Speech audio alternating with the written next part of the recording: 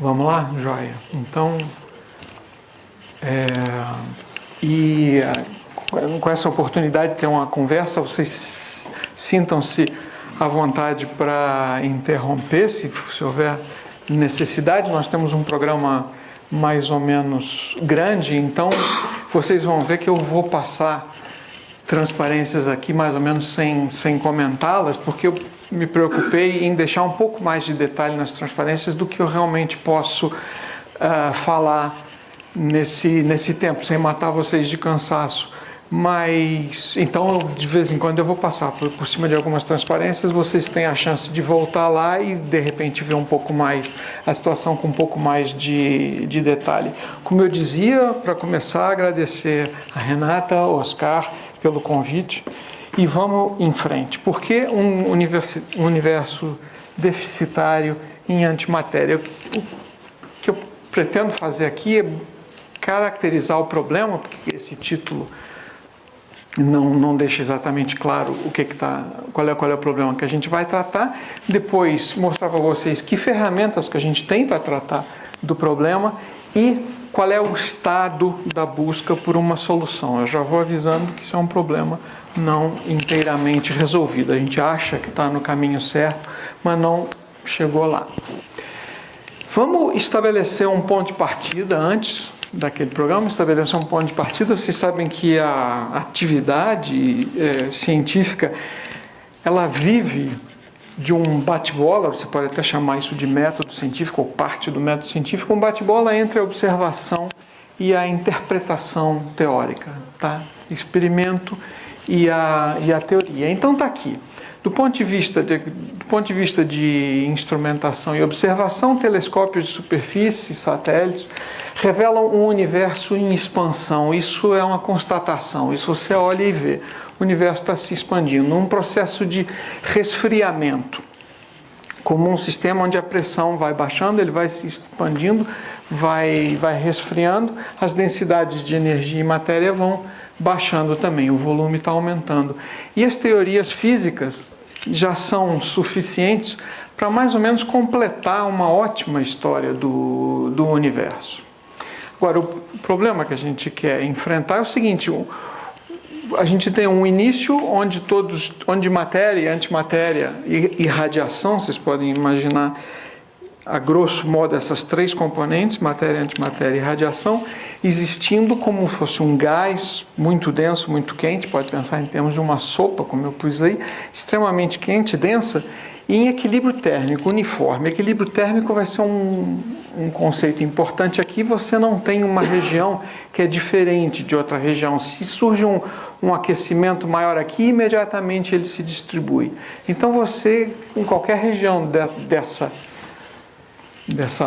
bola de fogo, dessa sopa extremamente quente, ela é basicamente, a física em qualquer região é a mesma.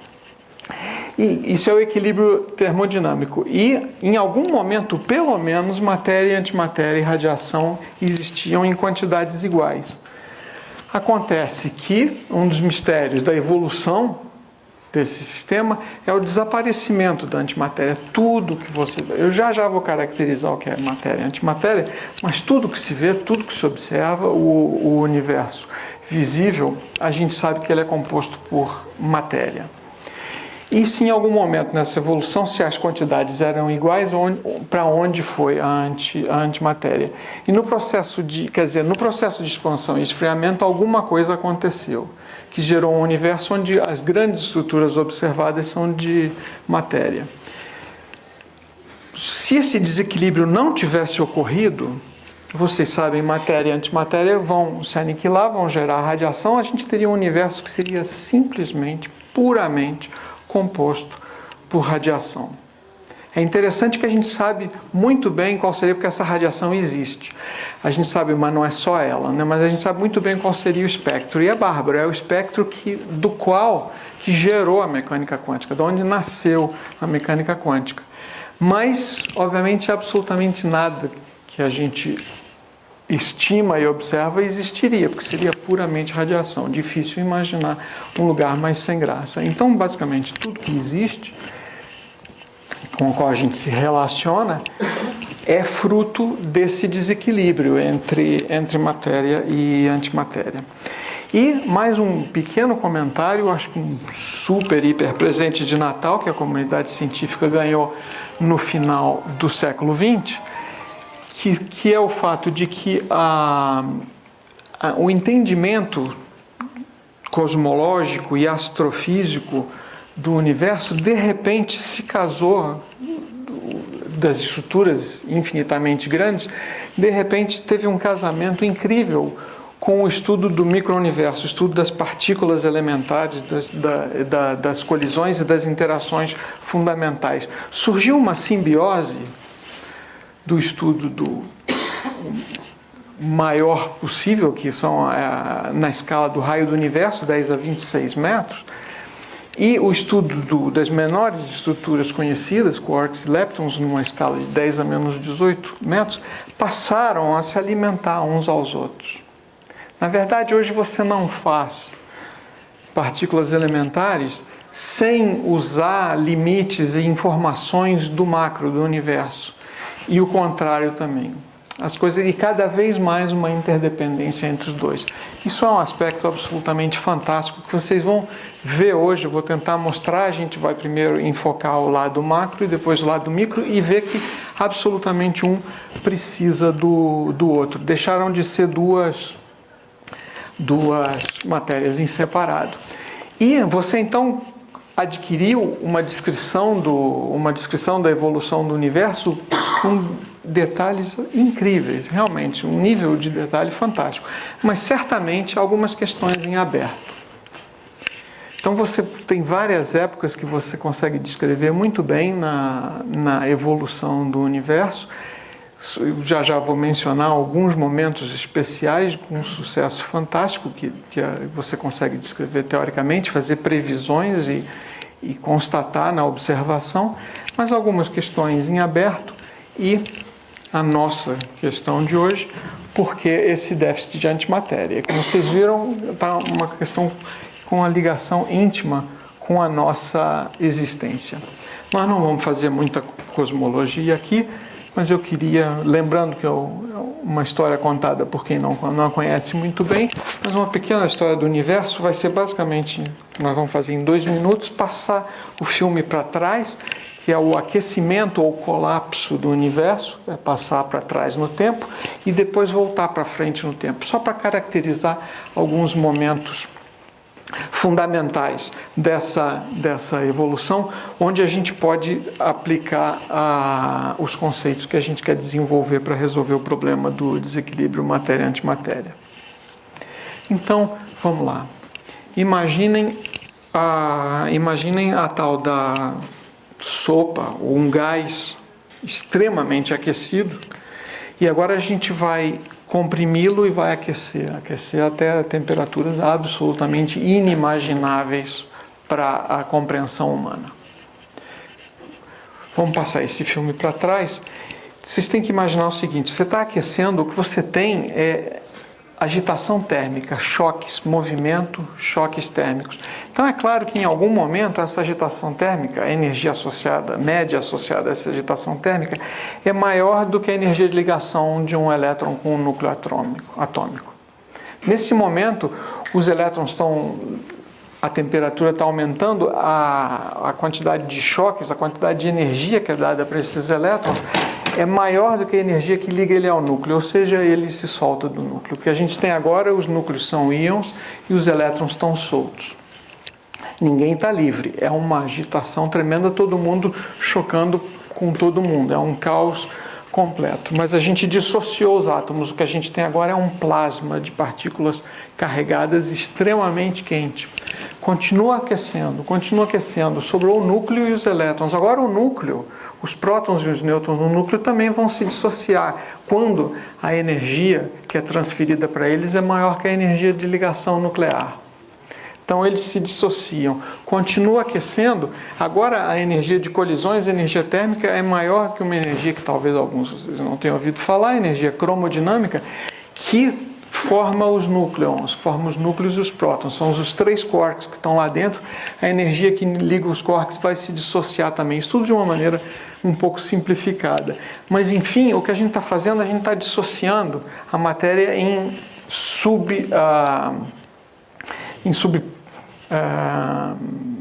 como é que chama? Deixa para lá, nos constituintes. Nos constituintes. E a gente chega, e aqui nesse momento, quando a gente dissociar os prótons e os nêutrons, a gente chegou nos tais 10 a menos 18 metros, nós estamos falando de quarks e leptons, e é aí que a gente está.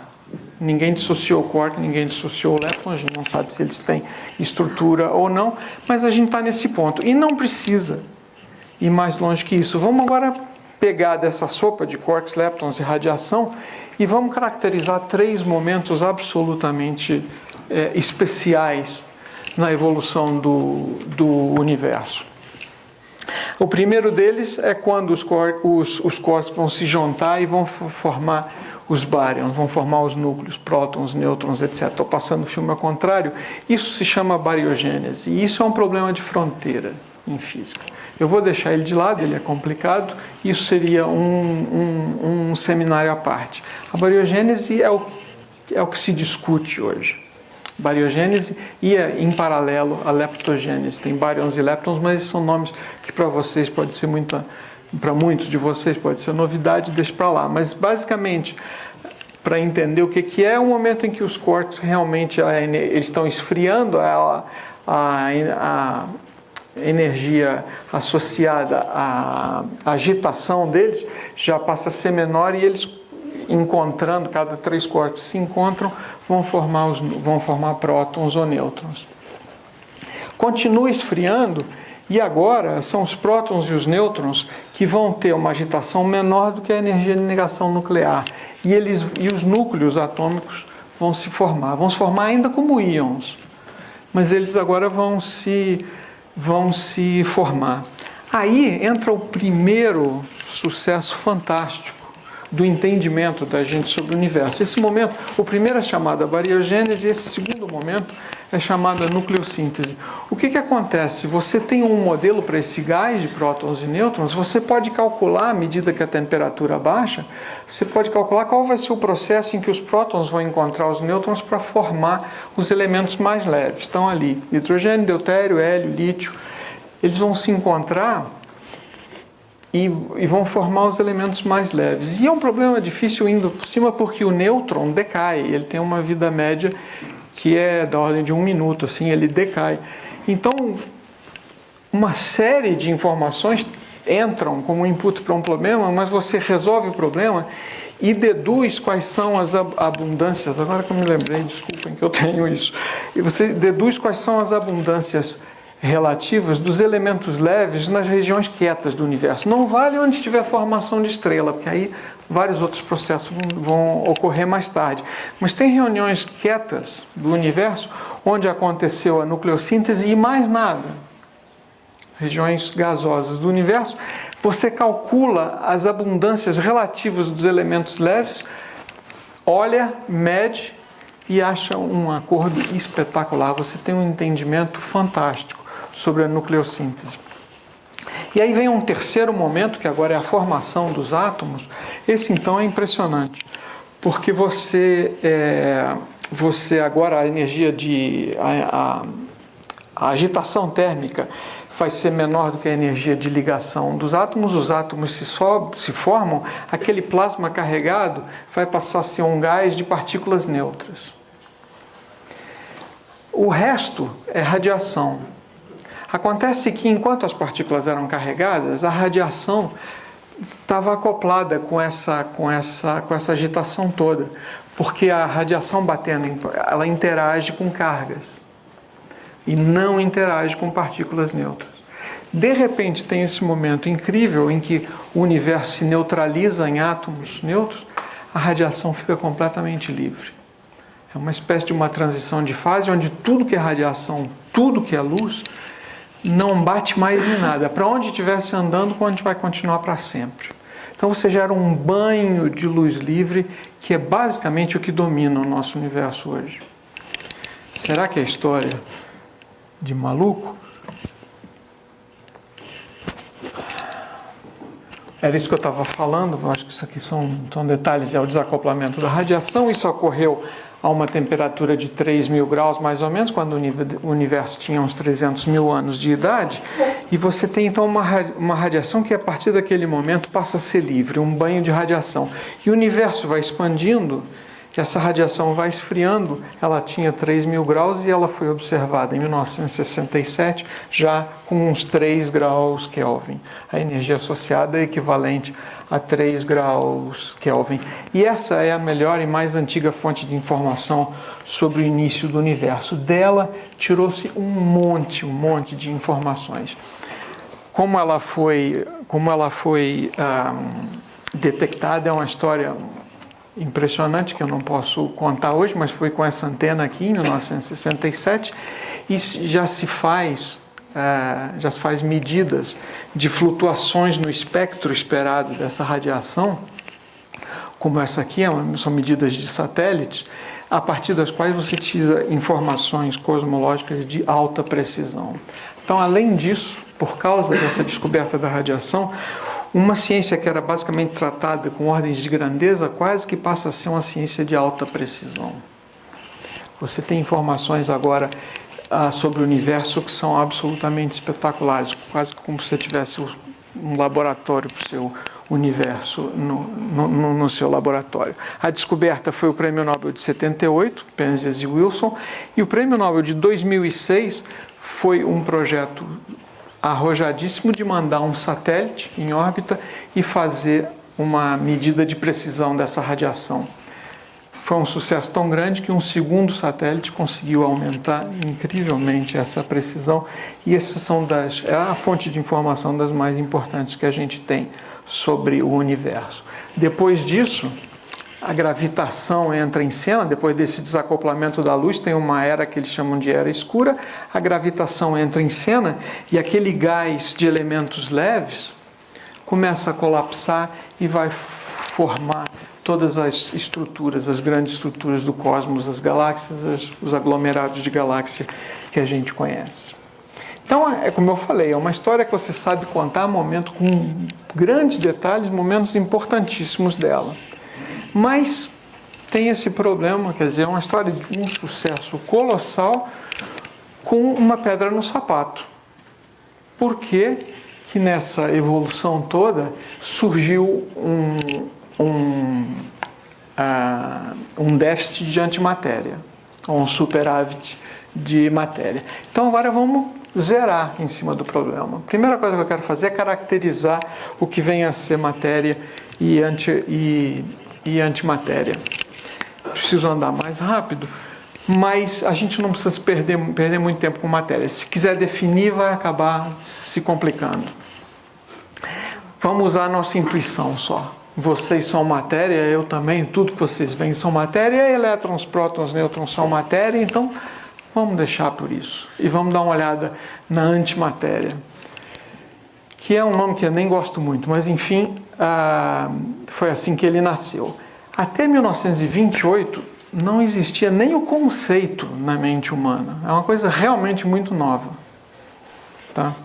Não existia nem o conceito. A gente não conhece menção à antimatéria antes de 1928, e ela nasceu mesmo de um processo matemático, um processo de análise da natureza e formulação matemática. Está aqui o responsável, o Sr. Paul-Adrien Maurice Dirac. Ele é filho de inglesa, pai francês, mas nasceu e morou na Inglaterra. Foi o Prêmio Nobel de 33, mas quando ele tinha 26 aninhos, em 1928, havia um problema muito grande, que o elétron estava muito bem medido, propriedades do elétron, tipo o momento magnético, por exemplo, extremamente bem medido, e não havia quem conseguisse explicar teoricamente por que o elétron tinha aquele valor, por que ele tinha aquele comportamento. Não havia uma descrição matemática satisfatória para o elétron. O Dirac resolve fazer uma fusão entre a mecânica quântica e a relatividade, sai com uma equação para espinores relativísticos, que tem essa cara, não vai cair na prova, fiquem tranquilos. A equação está aqui só para vocês olharem. E essa equação, ela as soluções que você tira dela têm uma precisão inacreditável para o comportamento do elétron, inclusive o danado do momento magnético dele. É uma coisa assim que imediatamente o mundo todo teórico está todo mundo usando essa equação, investigando o que mais poderia se tirar dela. Realmente, finalmente temos, primeiro, a fusão entre a mecânica quântica e a relatividade para partículas de spin meio, e segundo, um sucesso absolutamente colossal. Aí surge um problema associado a essa equação. Todas as soluções vêm em duplas de soluções. Tem aquela que descreve o elétron e tem uma de carga oposta que ninguém sabe o que é.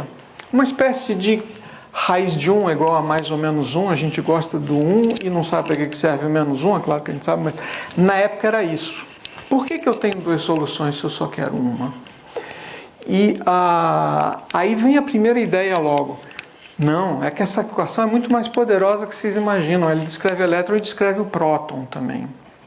Mas, partículas com massas inteiramente diferentes, logo esse problema foi resolvido. 2 anos depois, em 1930, o Oppenheimer, da bomba atômica americana, e o Igor Tamm, na Rússia, sem um saber o que o outro estava fazendo, eles estão desenvolvendo o formalismo associado a essa equação, e eles veem que num estado final, onde você tem a solução do elétron e essa solução acompanhante do elétron, essas duas soluções podem se aniquilar e dar um estado final que é só radiação. Isso existia matematicamente na solução. Imediatamente, é o que está representado ali, duas soluções se aniquilando e dando puramente radiação, imediatamente teve que se descartar a ideia do próton. Claro que não pode ser o próton, porque, por exemplo, o átomo de hidrogênio, o próton e o elétron iam se encontrar, iam se aniquilar, o hidrogênio não existiria. E aí, então, o pessoal se viu com duas opções.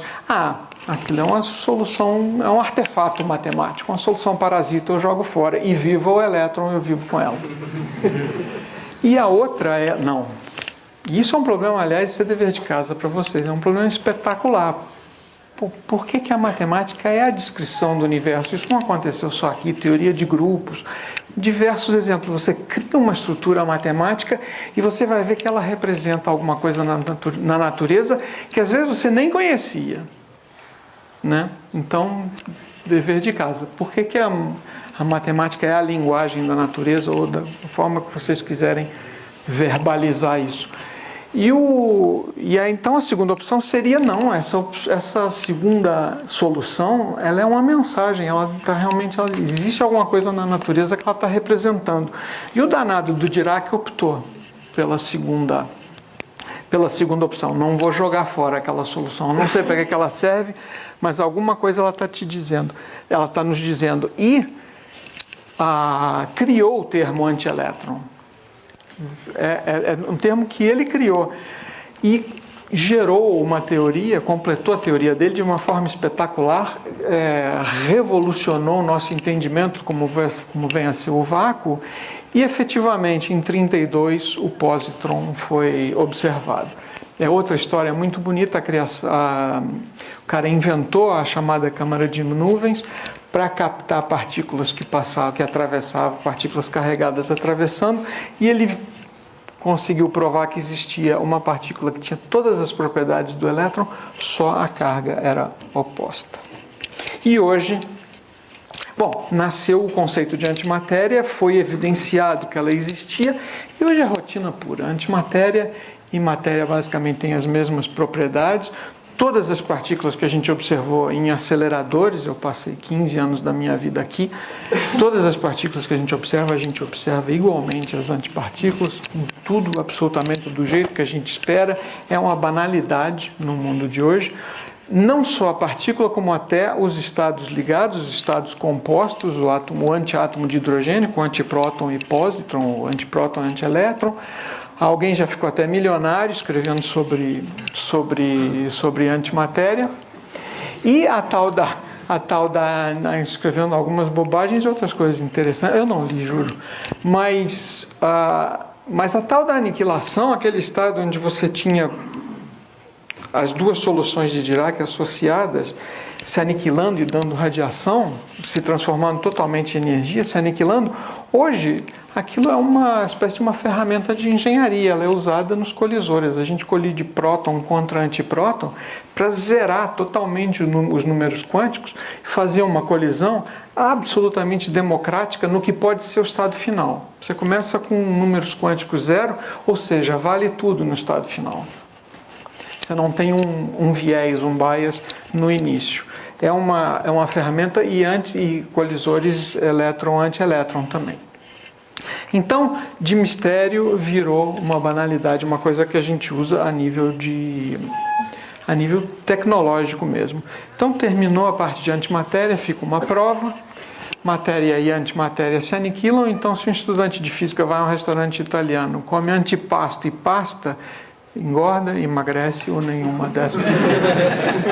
Fica para...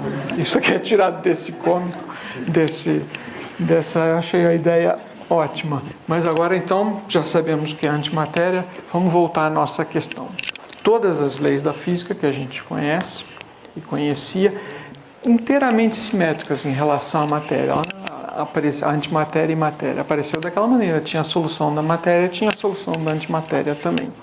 Por que o mundo então é composto por prótons, elétrons e não os antes?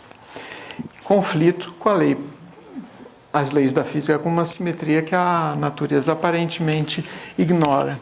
Novamente, duas opções. O universo começou assim, não quero nem saber. Já começou com essa assimetria. Primeiro, essa é uma atitude cientificamente estéril, porque ela jamais poderia ser verificada. Segundo, que ela é incompatível com um monte de observações cosmológicas que a gente já tem.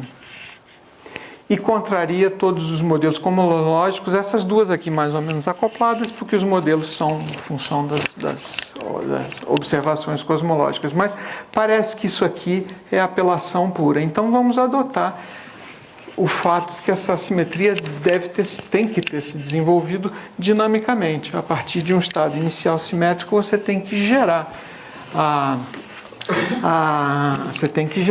assimetria.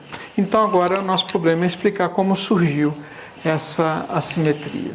Vamos começar com duas coisas. Primeiro, saber quanto vale essa assimetria. Eu vou tentar fazer isso mais rápido. Eu mencionei a bariogênese e a nucleossíntese. No meio do caminho, também houve um momento especialmente importante, porque eu tinha radiação, que está representado por esses gama, e pares matéria e antimatéria, que estão representados por P e P barra.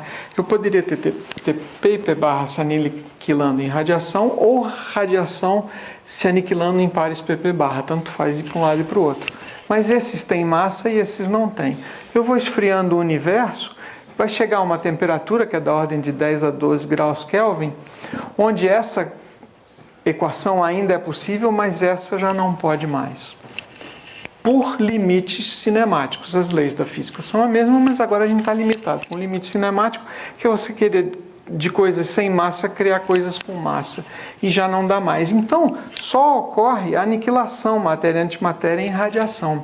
Ou seja, um tremendo esvaziamento, depois de 10 a 12 graus, de toda a matéria que encontrava toda a antimatéria, virava radiação. Mas sobrou matéria. Depois disso aqui, houve uma sobra de matéria. Quanto vale essa sobra de matéria?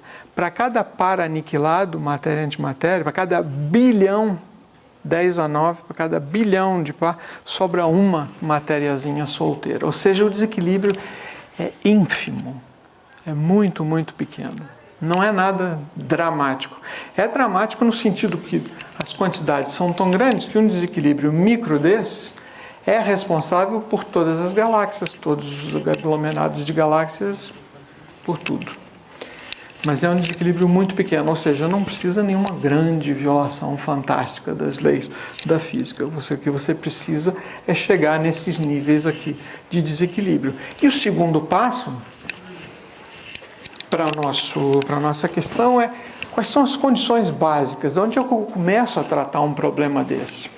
E quem nos deu as condições básicas foi esse senhor aqui, o Andrei Sakharov, que é mais ou menos o Oppenheimer da Rússia. Foi ele que desenvolveu a bomba na Rússia. E como muita gente no projeto Manhattan, ele viu que a bomba era que eles tinham feito e passou a ser um grande defensor da paz, um grande defensor de liberdades intelectuais, passou a desafiar o status quo no mundo e acabou, sendo russo, acabou exilado em Gorky, teve uma vida extremamente difícil, muito respeitado, mas morreu 3 anos depois, que ele nasceu extremamente doente por causa do exílio dele. E deixou um legado que é absolutamente impossível de dar valor para ele. Absolutamente fantástico. São chamadas as condições do Sakharov. A gente quer gerar as condições básicas, quer descrever as condições básicas para esse desequilíbrio matéria-antimatéria. Elas estão as 3 ali de uma maneira muito técnica. Tá? Leis da física precisam conter violação do número bariônico, precisam conter violação de 6CP e precisam uma saída do equilíbrio térmico. A gente vai ver isso tudo, mas eu quero que vocês entendam o que a gente está querendo gerar. Isso a gente pode fazer de uma maneira muito simples e rápida. Imaginem, a gente quer um desequilíbrio populacional. Imagina uma cidade de homens e mulheres. Tá? E essa cidade está murada, ninguém entra, ninguém sai. E para simplificar, ninguém morre, ninguém nasce. Tá?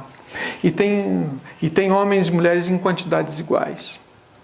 Agora a gente quer gerar um desequilíbrio populacional. O que são as 3 condições de Sakharov? A primeira, violação de número bariônico, significaria abrir as portas dessa cidade, e estradas, etc. Permitir entrada e saída, variar o número. Essa é a primeira. Vamos para a terceira, a saída do equilíbrio termodinâmico. Se a gente quer gerar um desequilíbrio entre mulher, matéria, e homem, antimatéria. O homem é mais antipático, fica com antimatéria. A gente quer gerar esse desequilíbrio. O primeiro é abrir as portas da cidade. O equilíbrio termodinâmico é número de homem que entra igual ao número de homem que sai. E número de mulher que entra igual ao número de mulher que sai. E a violação CP é a violação das leis, é a violação da simetria matéria-antimatéria. Significa, a simetria significa o número de homem que entra igual ao número de mulher que entra, o número de homem que sai é o número de mulher que sai. Fica como dever de casa, vocês veem com essa analogia, vocês veem que com essas 3 condições vocês conseguem gerar um desequilíbrio homem e mulher nessa cidade. Vocês precisam das 3 condições. E é isso que ele botou de uma maneira inteiramente formal. É interessante que a lei termodinâmica é de natureza macro, enquanto que essas aqui são comportamentos do mundo microscópico. Então já estão aí os mundos macro e micro se encontrando. Dessas 3 leis, você tira 2 desafios na física. O primeiro é a bariogênese. Você tem que explicar aquela primeira violação do número bariônico e a saída do equilíbrio térmico. De uma certa forma, as pessoas atacam esses 2 problemas juntos, através de transições de fase, e isso é uma das áreas quentes em física. E a segunda também, igualmente, é o segundo grande desafio, que é como são essas leis que diferenciam matéria de antimatéria. É isso que a gente vai ver daqui para frente. A partir de isso se chama violação CP. Vamos ver já por quê. São leis que violam a simetria, que declaram que o comportamento da matéria é um pouquinho diferente do comportamento da antimatéria. Todos os problemas existentes, todos os modelos existentes têm problemas e tal, mas pelo menos existe um caminho e existe uma linha de investigação. Eu vou passar muito rápido nas transformações discretas, eu só quero tirar um conceito daqui, mas nós temos 3 transformações em física, matemática, que todas elas têm propriedades importantíssimas quando elas são aplicadas a modelos de interação, a lagrangianas de interação, etc. A primeira, chamada C, é a conjugação de carga, é basicamente você reverter a carga da sua partícula ou do seu sistema. A segunda é a reversão espacial, ou reversão especular, ou paridade. Essa é um pouquinho mais complicada, é basicamente você pegar os eixos e inverter a direção dos eixos. Mas o que ela faz de uma maneira mais direta assim é bastante simples. Ela ela é meio maluquinha, mas o que ela faz é que os sentidos de translação se invertem e os de rotação se mantêm. Isso tem uma importância incrível para você generalizar e tirar propriedades dos seus modelos físicos. Essa é a reversão especular. Então, por aqui, vocês veem que se você tem uma partícula que está sendo emitida, por exemplo, desse núcleo, no espelho ela está andando na direção oposta. Enquanto que se o núcleo tem um spin, tem um movimento de rotação, no espelho aquele movimento é o mesmo, a rotação é a mesma. E por isso é chamado de reversão especular. Eu vou deixar essas páginas para você quebrarem a cabeça. E a terceira é a reversão temporal. Em vez de ser a reversão espacial, é a reversão temporal. Eu basicamente queria chegar nesse aqui, o teorema CPT, que é o produto das três operações, a conjugação de carga, ou C, a reversão espacial ou paridade, P, e a reversão temporal, que é basicamente passar o filme para trás, T. Bom, as nossas teorias são teorias quânticas, de campo e relativísticas. A natureza dessa estrutura matemática ela é tal que ela precisa, quer dizer, parte do esqueleto dela é a invariância CPT. Se você tem qualquer sistema e ao mesmo tempo faz conjugação de carga, reversão espacial e reversão temporal, aquele sistema não pode mudar, se ele é descrito por teoria quântica de campos relativísticos. Ou seja, essa invariância é fundamental para a maioria das pessoas. O Oscar e o Gustavo iam todos ser despedidos, ou então iam ter que inventar uma teoria diferente, que já estão inventando, que admita a violação CPT, mas ela é como se fosse uma simetria sacrossanta da nossa estrutura matemática de descrição do universo. E até hoje ninguém viu violação CPT. Por outro lado, C e P foi a violação de parte desse produto, não CPT, mas C e P, em 1964, foi um grande susto e uma grande revolução. Eu, infelizmente, não vou contar a história da experiência, como ela foi feita, mas foi uma descoberta extremamente revolucionária. Existe violação CP. Ela foi vista, foi um grande susto, mas foi vista e medida. Cria-se um problema enorme. Qual é a teoria que vai explicar que CP não é conservado? Mas cria-se uma oportunidade enorme, porque a violação CP é exatamente um dos ingredientes do Sakharov para gerar o desequilíbrio matéria-antimatéria. Então abriu-se a janela para você explicar o desequilíbrio matéria-antimatéria. Para isso você tem que explicar a violação CP. Então vamos lá. Estamos chegando cada vez mais próximo ao nosso problema. Até agora eu só tinha falado em universo, em grandes estruturas, nos grandes momentos da evolução do universo. Agora a gente quer ver como é que matéria e antimatéria se comportam de maneira diferente. Agora a gente tem que ir para o micromundo, não tem saída. Fazer nossas mini experiências no micromundo. As mini experiências não são nada mini. Se você tinha telescópios, radiotelescópios, etc., para olhar os 10 a 24, 10 a 25 metros, você depois tem a escala planetária, a escala do olho humano, depois os microscópios eletrônicos, e para chegar nos tais 10 a menos 18 metros dos quarks e leptons só tem uma saída. Você precisa usar os grandes aceleradores de partículas. Não. Então agora a gente sai do mundo dos megatelescópios e vai para o mundo dos mega aceleradores de partículas. E só para deixar uma base, mais ou menos, eu tinha mencionado quarks e leptons, é como se fosse a nova tabela periódica dos elementos. Toda a matéria é constituída por quarks ou leptons e a antimatéria serão os antiquarks e os antileptons, num sistema muito bem organizado que é chamado o modelo padrão. Aqui eu quero especificamente focalizar como se comportam os quarks. Eu falei que naquela dissociação do universo tinha um momento em que a ligação entre três quarks se desfazia e você gerava uma coisa que é um outro assunto quentíssimo de pesquisa hoje, que é a dissociação dos quarks e dos gluons, que são a interação que gruda eles, em um chamado quark-gluon plasma.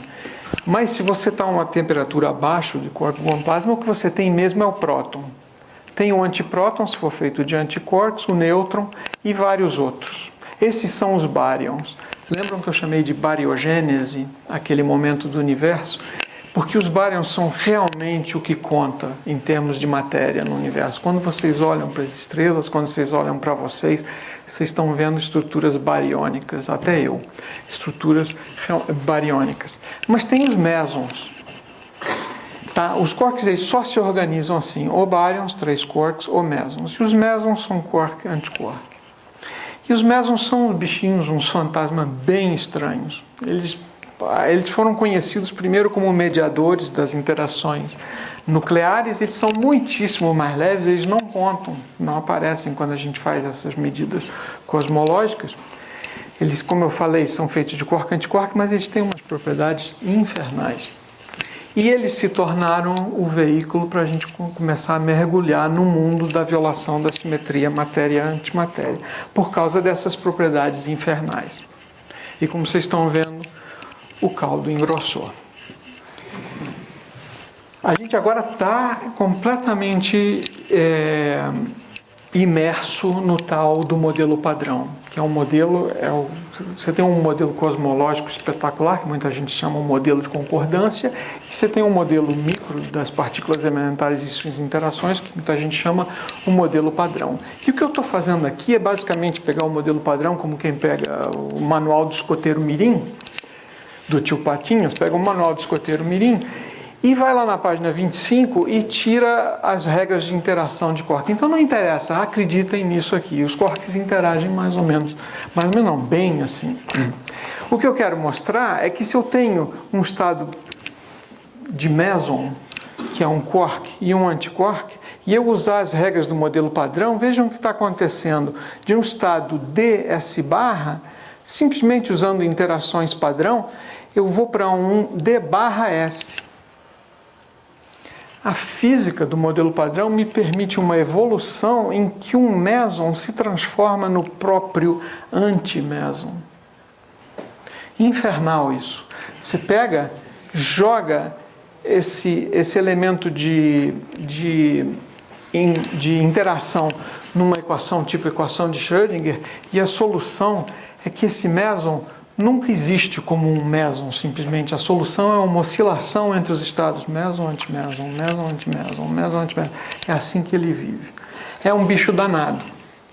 Ele não é nem matéria nem antimatéria. Ele, na verdade, é quanticamente os dois e fica oscilando de um para o outro. Se você fizer uma medida, se você fizer uma detecção desse bicho, você vai ter 50% de chance de achar ele como matéria e 50% de achar como antimatéria. Ou seja, pusemos a mão num troço que pode ser valioso para o nosso estudo. Ele é feito de quarks de primeira e segunda geração. Dá para você ver dá para você perceber se ele é meson, se ele é antimeson, e dá para você ver que ele realmente oscila? Dá. Porque quando eles decaem, se ele decair como um meson, ele vai chutar, por exemplo, um muon, uma partícula positiva. Se ele decair como antimeson, ele vai chutar uma partícula negativa. E outras coisas. Mas é como se ele viesse com uma etiqueta. No momento que ele decai, você sabe se ele decaiu como meson ou como antimeson. Ótimo. Então a gente tem a ferramenta para tentar observar essa oscilação. E mais ainda, as experiências que logo foram feitas foram dar uma população desses mesons e conta. E faz isso aqui é como se fosse uma medida da população. E a população vai baixando porque eles vão decaindo. E ela vai baixando com a exponencial da física nuclear, um decaimento exponencial. Você tem uma coleção de estados instáveis, aquela população baixa. Mas se você faz questão de contar quantos baixaram como meson ou quantos baixaram como antimeson, usando aqueles muons, usando aquelas etiquetas, é uma coisa que você pode fazer, você sai da exponencial, que era o total, era a soma, e você sai, tá, se eu comecei como meson, a minha lei de decaimento vai oscilar. envelopada pela exponencial, mas ela oscila. E oscilando em oposição de fase, se eu não tinha nenhum antiméson para começar, eu começo do zero, mas dali a pouco eu tenho a maioria de antimésons, depois minoria, depois maioria, e isso é visto, tá? Então isso não é ficção científica, isso atualmente é uma medida simples de fazer. E a gente vai usar ela já já. Outro sistema cujo meson oscila em antiméson, só que agora a gente subiu de primeira e segunda gerações de quarks para as gerações mais instáveis de mais alta massa. Ele oscila também, só que 100 vezes mais rápido. Esse efeito foi ampliado por um fator 100. E agora eu vou para a terceira geração, quer dizer, quarks de segunda e terceira geração. Eu não pude parar para mais ou menos qualificar isso, mas são como você precisa de aceleradores mais potentes, você está indo para estados cada vez menos estáveis, cada vez mais difíceis de criar energias mais e mais altas, e agora esse novo meson oscila 40 vezes mais rápido que o anterior e 4.000 vezes mais rápido que aquele de primeira e segunda geração. Esse aqui foi descoberto em 2006, foi uma festa danada, foi o grande acontecimento de 2006. Esse aqui é o experimento que eu trabalhava e estava lá na época. E o experimento vizinho, que está no mesmo anel, os dois basicamente a gente, com menos precisão, mas uns 20 dias de diferença antes do CDF, e os dois agora se juntam para juntar as duas precisões e tirar os resultados mais precisos. Mas achava-se que esse bicho aqui já é um estado de tão alta energia comparado com os anteriores, que achava-se que aqui ia haver uma violação de CP esquisita, diferente. Não, ela foi exatamente conforme prevista pelo modelo padrão. O difícil era ver, e foi vista. Ela é extremamente rápida, vê uma oscilação, é uma oscilação da ordem de 40 vezes por picosegundo. A cada 10 a menos 12 segundos, ele se transforma em meson, antimeson, antimeson umas 40 vezes. Para você conseguir, naquela curvinha que eu mostrei, para você conseguir precisão para resolver essa velocidade de oscilações, foi um inferno. Na verdade, você não resolve, você deduz.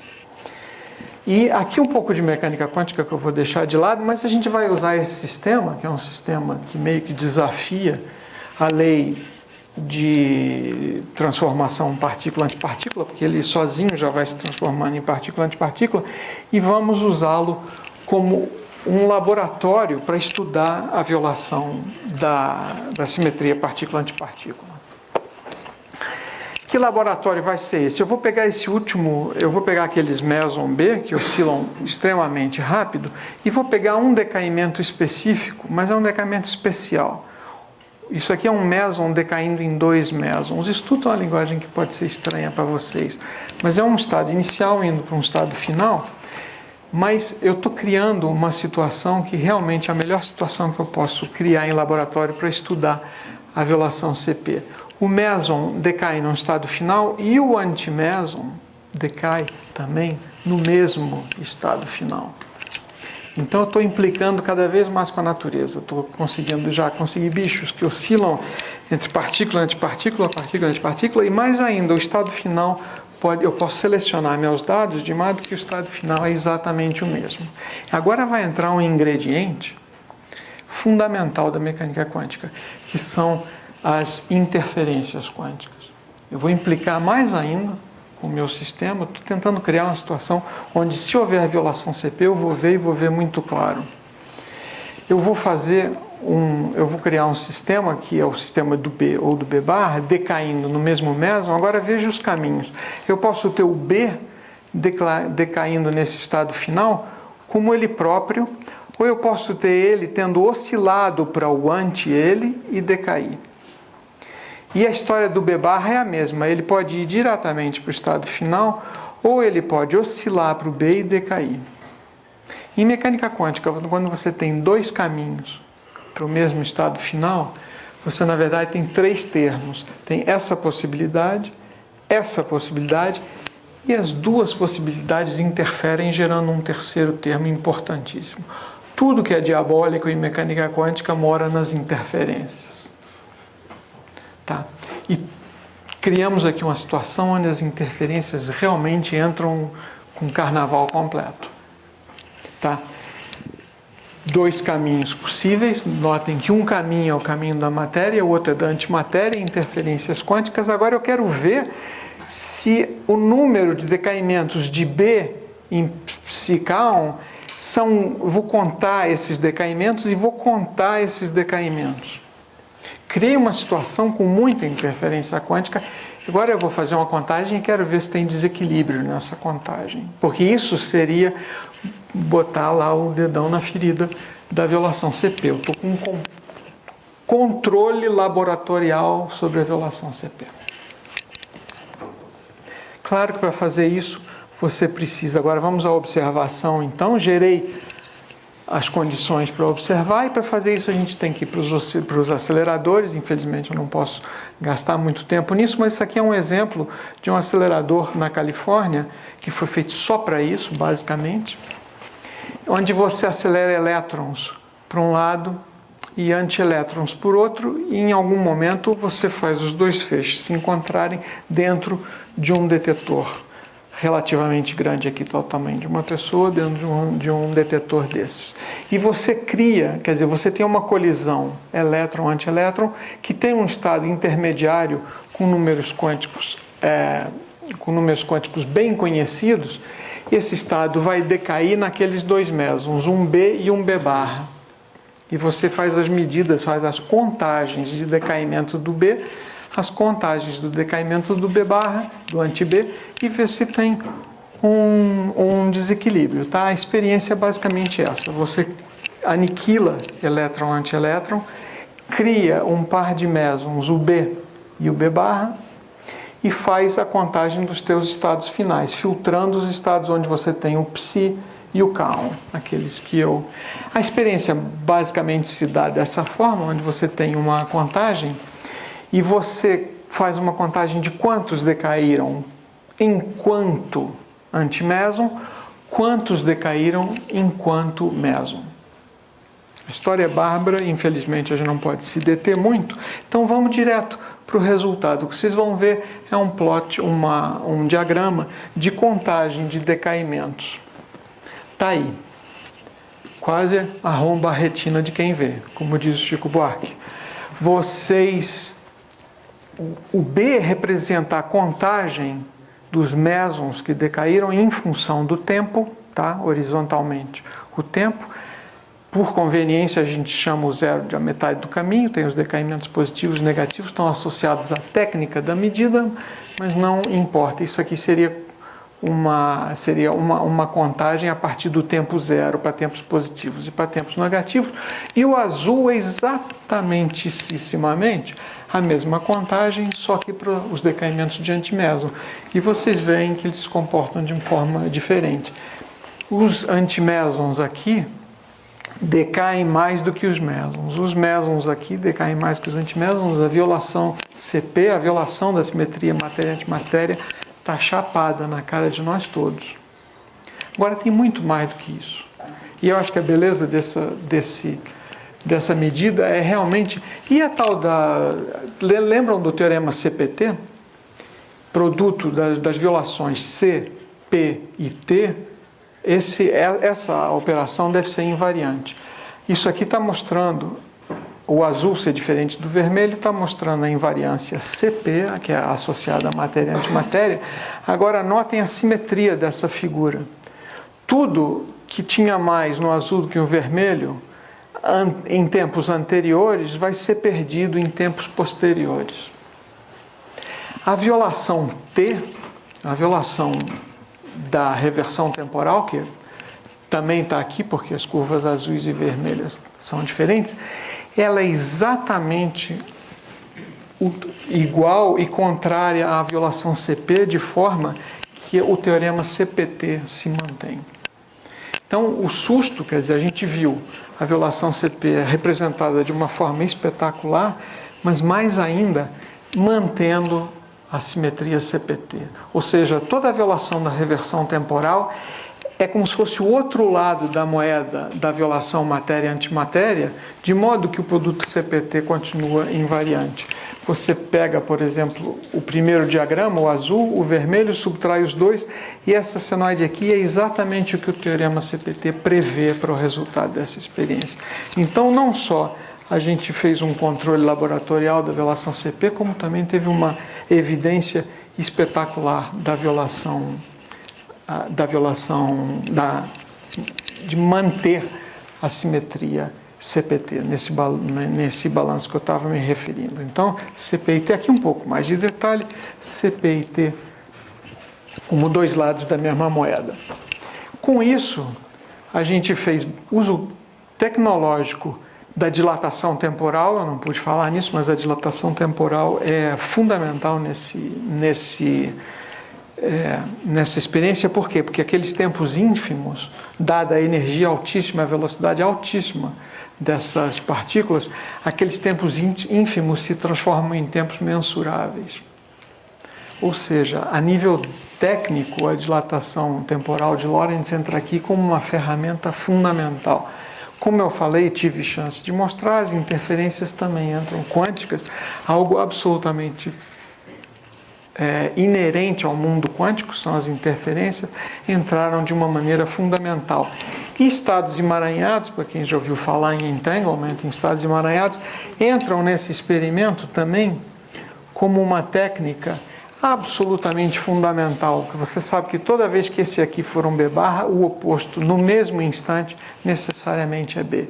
E você usa essa técnica de emaranhamento, agora estou falando só para quem ouviu falar nisso, você usa aquilo como se fosse uma ferramenta de engenharia. Então, essa medida é uma das medidas mais bonitas que a gente faz, para mim, porque você pega o que há de mais fundamental na teoria da relatividade, o que há de mais fundamental na mecânica quântica, e infelizmente a gente não pode ver, mas o que há de mais misterioso na mecânica quântica, foi isso que fez o Einstein rejeitar a mecânica quântica. Pega as três coisas, usa como ferramenta e tira um resultado espetacular daquele, quer dizer, um controle sobre a violação de CP e mais a evidência que a simetria CPT se mantém. Então, tudo ótimo. Conseguimos qualificar e quantificar a violação CP. Tem todo um lado teórico que vem atrás disso para explicar.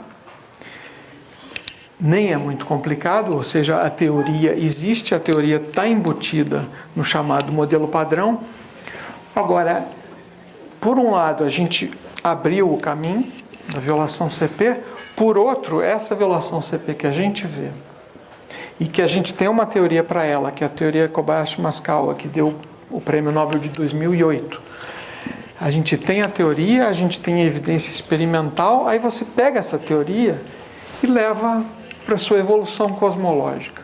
Agora voltamos para o infinitamente grande. Pega essa teoria, leva para a sua evolução cosmológica.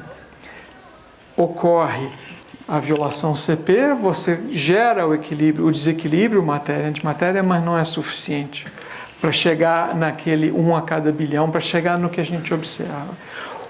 A quantidade de violação CP que a gente viu com essa experiência que eu acabei de mostrar para vocês e que a gente representa na teoria, não é suficiente para gerar o desequilíbrio observado no universo.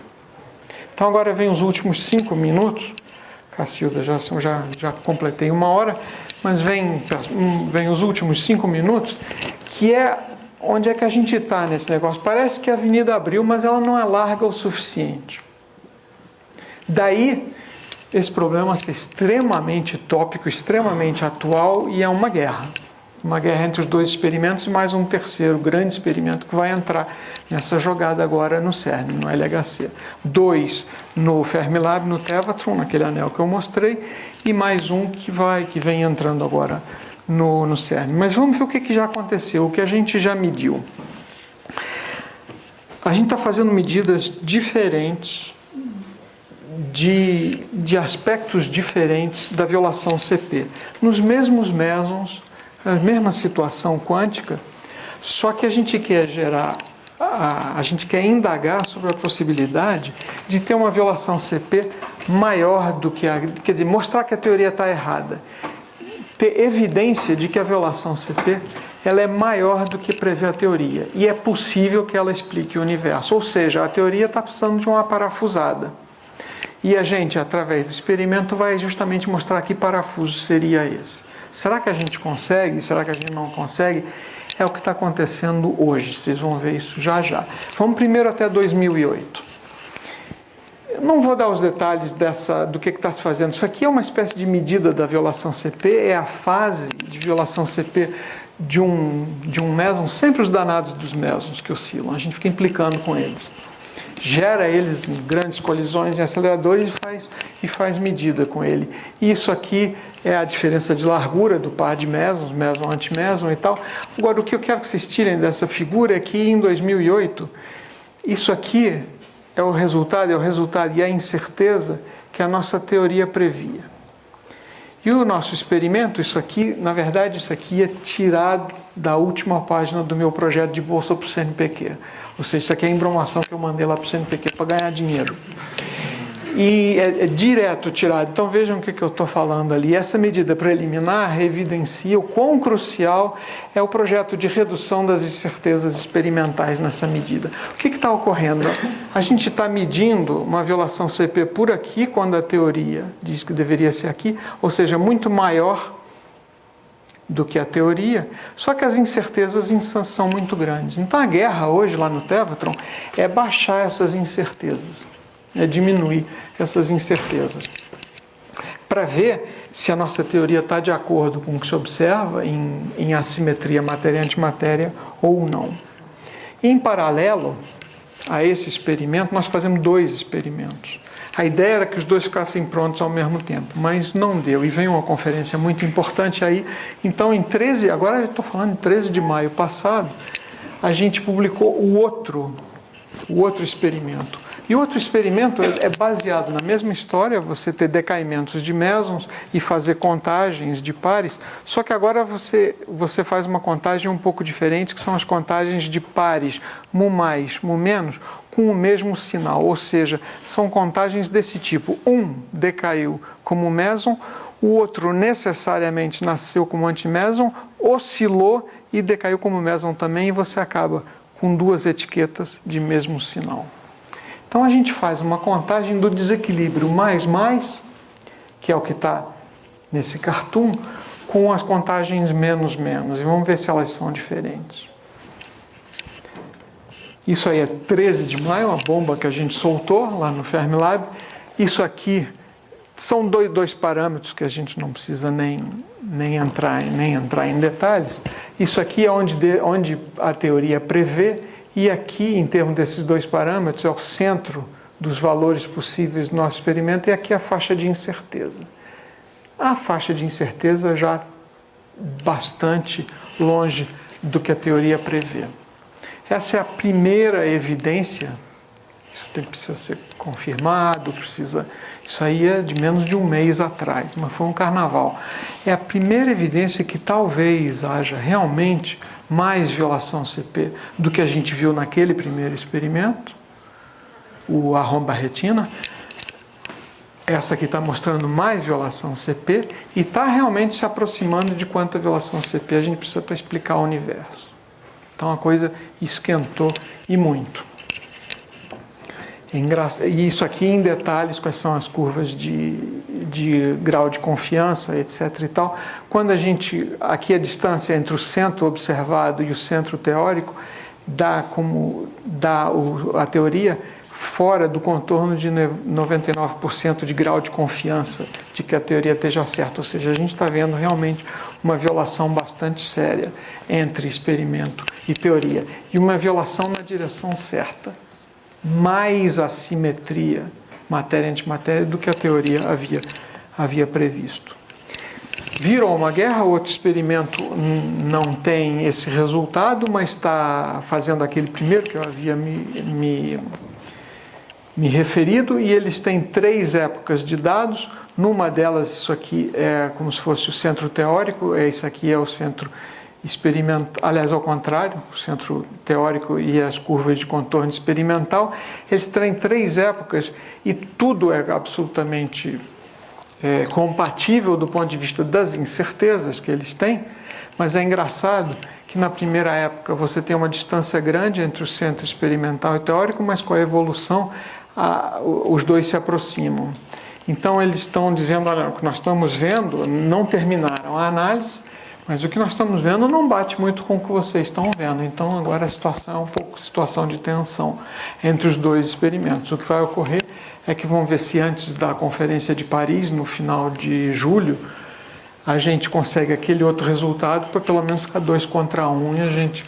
Mas como eu estou mostrando essas coisas aqui, eles não tem nem a publicação, mas eles mandaram esses diagramas para uma conferência que teve agora na Itália, que é a grande conferência sobre violação CP. Eles fizeram uma questão, vamos botar esse troço pronto, não tinha nem nada escrito, mas pelo menos mostraram os diagramas, só para contrariar a gente. Contrariar da maneira mais saudável possível. Olha, legal, vocês viram isso, o que a gente está vendo não indica, mas eles ainda têm que complementar os 3. Não há conflito. Por causa das incertezas, todos os resultados são compatíveis. Mas agora a bola está no nosso campo para a gente terminar aquele primeiro resultado. A gente precisava de uma assimetria matéria-antimatéria para explicar um dos grandes problemas cosmológicos. Nós conseguimos ver a assimetria, conseguimos quantificar, temos uma teoria. As primeiras experiências estavam de acordo com a teoria não é suficiente para gerar o desequilíbrio que a gente quer, para explicar o universo. E agora estamos nessa guerra para ver se realmente existe mais violação CP do que a gente pensava que tinha. As teorias precisam de um pequeno reajuste e as experiências estão mostrando que finalmente a gente vai achar a solução para esse problema associado à evolução do universo. Ou seja, sinto muito, é uma história sem conclusão. E vai continuar sem conclusão por alguns anos, porque a gente vai focalizando cada vez melhor o caminho, mas aquelas incertezas que eu falei para vocês, elas só vão se resolver mesmo fantasticamente daqui a alguns anos, 5, 6 anos, com o tal do experimento novo que vem aí, que vai começar no CERN, que é dedicado a isso. Esses experimentos que eu mostrei para vocês, eles fazem supersimetria, fazem física do tópico, eles são o que a gente chama experimentos para todas as físicas. Com isso você perde um pouco o foco de um assunto específico. Agora vem um experimento que é absolutamente dedicado a esse assunto. Então, é só a gente esperar uns anos e talvez a gente veja a conclusão da história. Uma corrida científica infernal, que não me dá tempo para nada, nem tocar violão, a possibilidade de explicação para um grande mistério do cosmos. Eu deixo vocês aí, agradeço muito a paciência e a atenção de vocês, novamente agradeço ao Oscar e a Renata pelo convite. Valeu!